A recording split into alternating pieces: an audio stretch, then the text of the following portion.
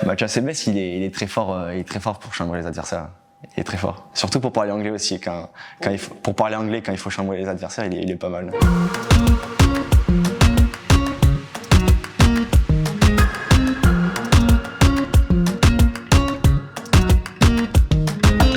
Je pense qu'il y a une part de vérité. Voilà. Quand on est jeune, il y a cet esprit de groupe et de famille dans une équipe, et c'est ça qui fait que c'est peut-être une école de la vie.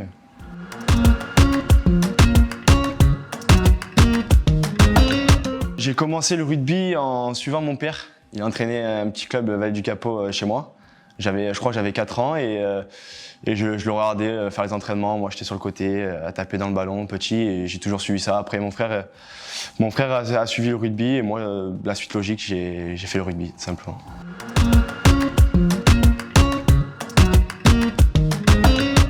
Peut-être mon statut entre guillemets changé, mais je me considère pas comme un joueur phare. Je suis rentré aux entraînements, j'étais comme si que j'avais quitté le club. J'ai pas changé, et je me considère pas comme un joueur phare.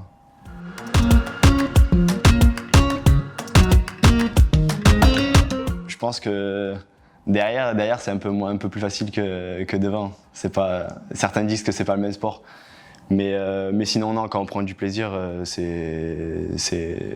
va, c'est pas si facile, dur que ça. Quand on prend du plaisir, on dirait même que c'est facile.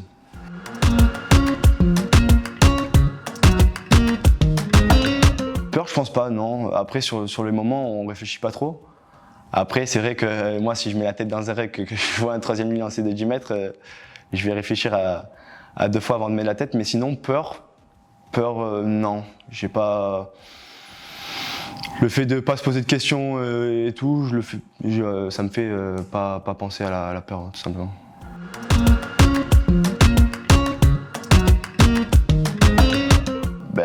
En Pro et D2, non. Après, je sais que justement sur la tournée, on avait Michael Hooper qui était partout. Ça, c'est un poison, donc on faisait attention. C'est un joueur extraordinaire. Il était vraiment de partout, donc. Il fallait faire très attention, mais sinon, non, pas spécialement.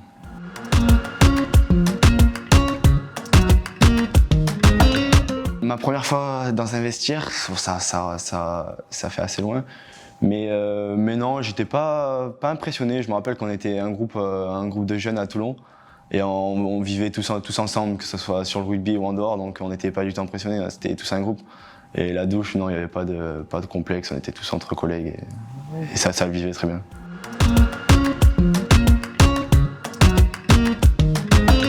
C'est vrai que du coup là j'ai arrêté depuis longtemps, c'est vrai que c'est des sentiments qui manquent. Voilà, quand on le connaît pas, quand on le vit plus depuis un certain temps, on a envie de le retrouver. Donc ouais, les avant-matchs dans le vestiaire resserré, à discuter, à s'encourager, c'est quelque chose de particulier. Ouais.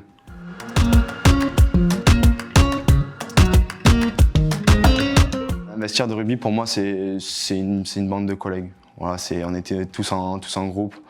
On va entre guillemets à la guerre tous ensemble. Et c'est ça qui fait un vestiaire. Voilà, on est tous là pour le même objectif, prendre du plaisir, jouer et gagner le match. Et je pense que c'est important maintenant.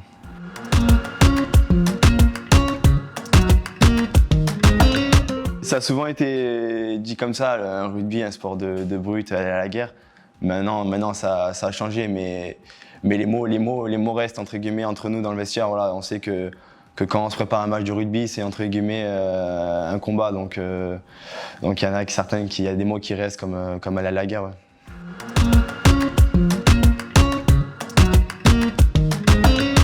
Surtout à la mi-temps, c'est les avants d'un côté et les 3/4 de l'autre pour les consignes. Mais après, sinon, un truc, je sais pas. Nous, on est tous mélangés, donc il y a pas trop ça. Mais c'est vrai que c'est une bonne question.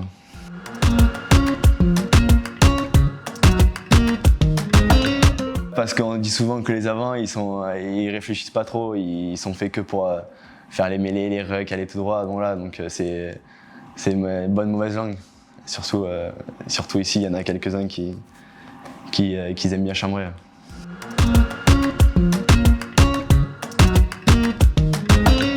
J'aurais aimé jouer troisième ligne. Bon, j'ai pas le physique pour, mais c'est un poste où ça reflète un peu la troisième ligne centre, où il y a du champ, il peut se lancer, il peut faire des courses. Voilà, c'est un poste que j'aurais aimé faire si j'avais le physique pour.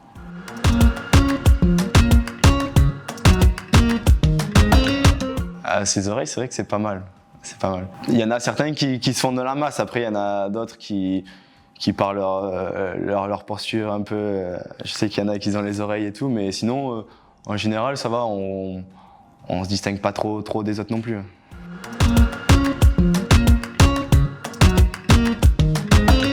Non, quand je vois mon collègue qui en a une grosse, c'est pas top quand même. Non.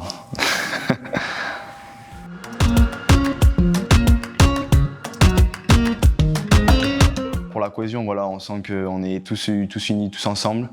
On sait qu'on va faire un match, donc se resserrer et tout, avoir un match, je pense que c'est assez important, savoir qu'on a la confiance du coéquipier à côté aussi, c'est important pour jouer et tout, donc ouais, c'est assez important.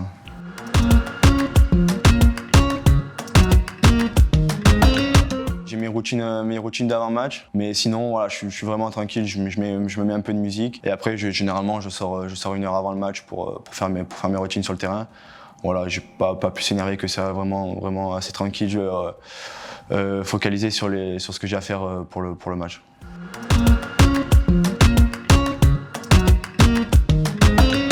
Ouais, il y en a certains qui aiment bien chambrer. Il y a quelques joueurs qui aiment ça. Après, c'est le jeu un peu d'essayer de faire sortir l'adversaire de son match. Quand on sait que ça peut vite faire sortir une équipe aussi du match. Donc ouais, il y a certains joueurs qui aiment bien chambrer.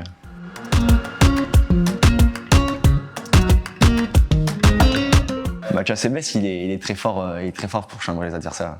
Il est très fort. Surtout pour parler anglais aussi. Pour parler anglais, quand il faut chambrer les adversaires, il est pas mal. Sur le terrain, il y a des petites insultes en anglais sur les joueurs. Voilà, après, je les dirai pas, mais franchement sur le terrain, même moi, je me suis mis à rigoler.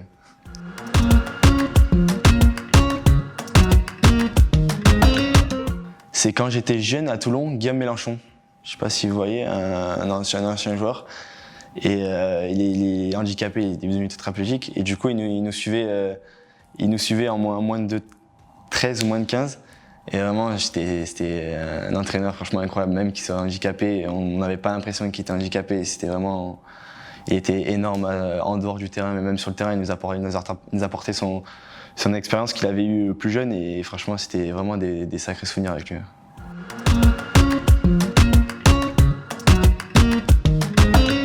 Maintenant, je me vois pas entraîneur. Après, dans le temps, pourquoi pas. Mais de suite, je pense que je suis pas prêt à entraîner. Voilà, je sais pas si j'ai les capacités à donner mon savoir, enfin mon expérience et tout. Mais dans le futur, pourquoi pas.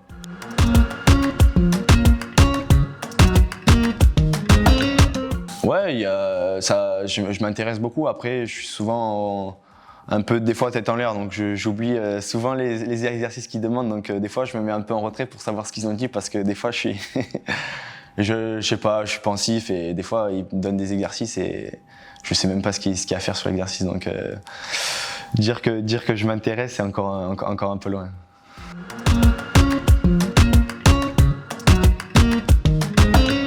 Oui, je pense que pour certains joueurs il est très important, pour d'autres diront que non, mais moi je trouve qu'avant un match c'est important le discours.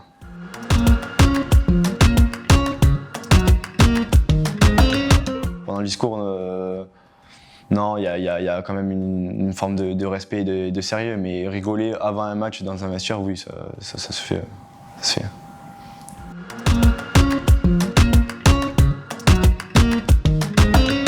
Un peu parce qu'un vestiaire ça reste entre guillemets intime, voilà, entre joueurs. Après déstabilisant, non, après on s'y fait, voilà, c'est le jeu, on va dire.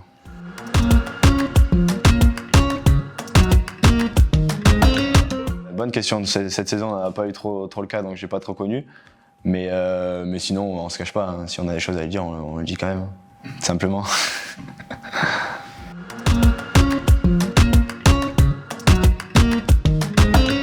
C'est vrai que la troisième est importante, mais oui, bien sûr, s'il n'y avait pas les troisième mi-temps, les deux premières, c'est déjà assez.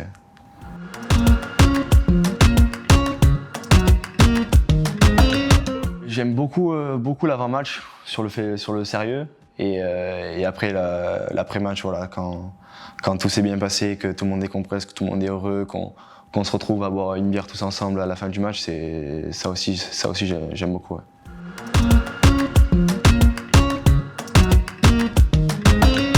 Ouais, c'est vrai qu'entre rugbyman, il y a une bonne ambiance. Voilà, généralement, quand on se croise, on parle beaucoup de rugby, donc ouais, il y a toujours une bonne entente entre rugbyman.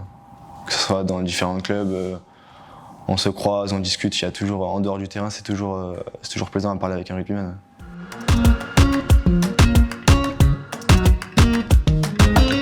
Oui et non, parce que on sort d'une période assez compliquée où il y avait le retour des supporters et qu'il se passe ça après 1 an et demi ou 2 ans sans supporters. Je trouve ça triste pour l'image du foot. Voilà, c'est plus dommage que choquant, quoi.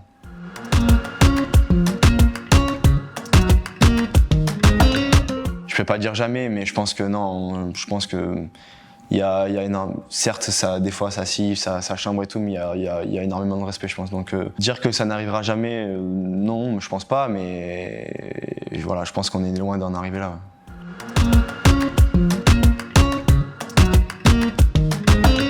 Pour moi, c'est une belle chistera qui amène à l'essai. Ça, c'est assez classe quand même.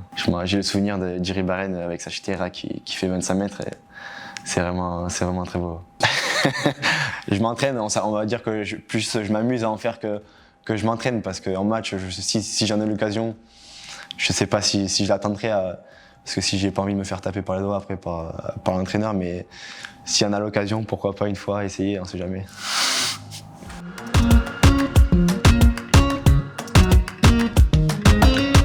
Alors, à vrai dire, j'en ai jamais filé. Donc, je pourrais pas savoir le sentiment que ça donne, mais c'est vrai que quand il y a des beaux caramels, c'est sympa. Quand on entend le stade qui crie et tout, c'est assez jouissif, en effet.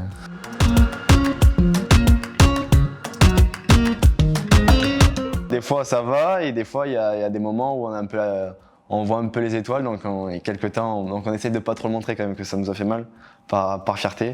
On essaie de garder la tête haute, mais il y a des fois où ça fait assez mal. Ouais.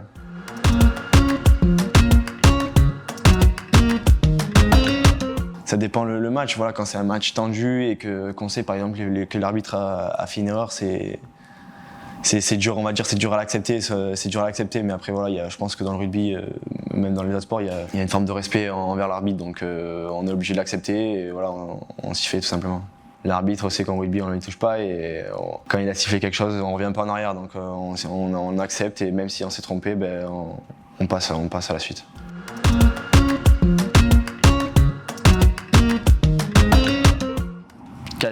À peu près toutes. Voilà, on parle de mêlée sur la mêlée. Je ne pas, je comprends pas grand chose. Les nouvelles règles, j'essaye de m'y faire, même si c'est encore un peu vague, mais sinon dans l'ensemble, ouais, je connais un peu toutes les règles.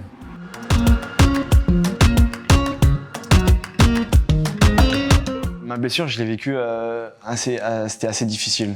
Voilà, ça m'est arrivé, je pense, au pire des moments, parce que j'avais peur de tout simplement louper les phases finales. J'étais un peu dans l'attente, donc ouais, j'ai vécu assez dur. Je me suis mis énormément de pression aussi pour revenir rapidement, et c'était un passage. Maintenant, quand on y repense avec le staff et les kinés, on va dire que c'est entre guillemets un beau moment, mais sur le moment, ouais, je l'ai vécu assez difficilement. Le fait de voir tout le monde courir, s'entraîner avec le ballon, et moi d'être tout seul de mon côté à faire de la réhab, c'était assez dur.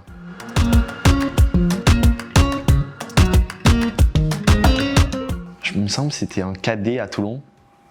Et je pensais que c'était la fin du match et j'ai tapé en touche. Alors qu'il restait sur le tableau, il avait marqué la fin du temps, mais c'était pas ça, j'ai tapé en touche. Et en plus, c'était un 8e de finale, il me semble. Et je pensais qu'on avait gagné.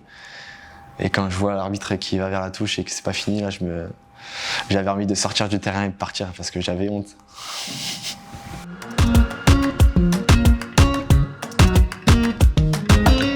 Avant les matchs, assez, ouais. Généralement, j'écoute généralement les mêmes musiques avant les matchs. Je sais que j'ai ma routine sur mes affaires avant les matchs. Voilà, donc pour les matchs, j'essaye de refaire toujours pareil. Ouais.